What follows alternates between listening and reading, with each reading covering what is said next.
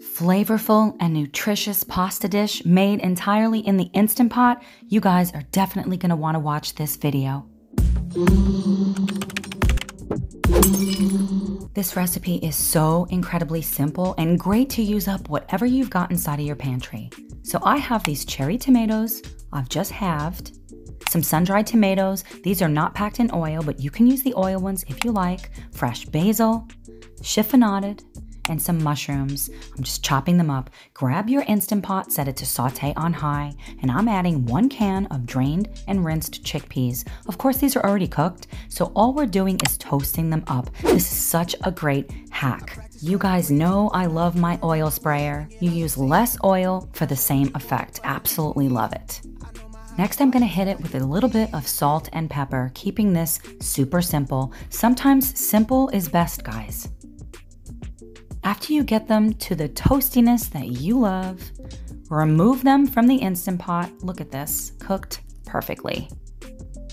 Set the chickpeas aside, and I'm adding in my chopped up mushrooms. I've used Portobello mushrooms here, but you use any kind that you like. And after they've cooked down just a little bit, I'm hitting it with some salt and pepper, just like before, along with a little spritz of my olive oil. If this is the first time you're watching a recipe video of mine, welcome to my channel. I'm Tara, and I post new recipe videos every Sunday.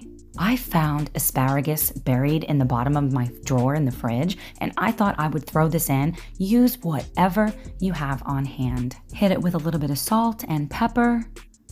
Add another couple of spritzes of the olive oil if you like. And when it gets to be the doneness that you prefer, set it aside. And now I'm using some dry white wine. You guys, if you know me, you know I love wine. You could use vegetable stock, chicken stock, whatever you've got on hand. Bring it to a gentle simmer. This is gonna do the work for you. You need to deglaze the bottom of this pot, guys. Do not skip this step. Grab your pasta. I love this Bonza rigatoni. It's chickpea pasta packed with protein, so good.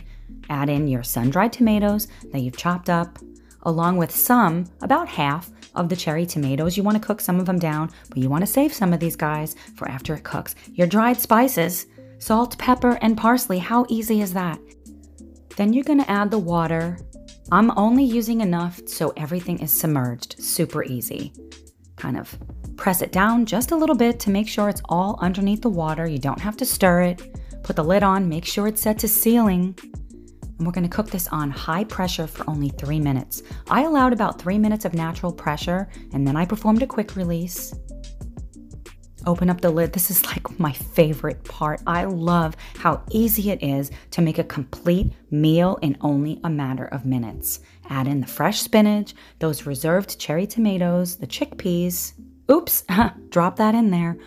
I thought I would leave that clip in so you could see nobody's perfect. The asparagus, the mushrooms.